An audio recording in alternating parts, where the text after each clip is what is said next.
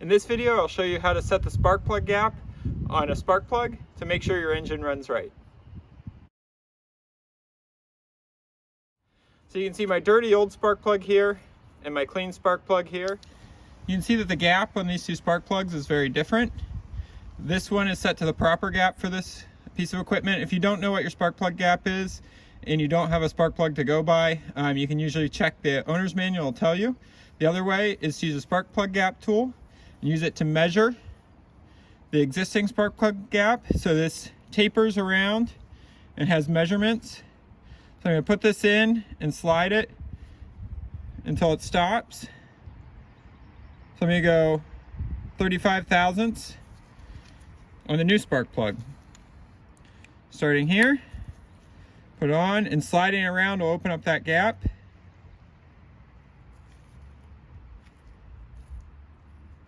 And then pull out. And now you can see these have the same gap set, and I can put the new spark plug in the engine. I'll put a link in the description of this video to where you can buy a spark plug gap tool like this on Amazon. They're very inexpensive and easy to use, as you can see.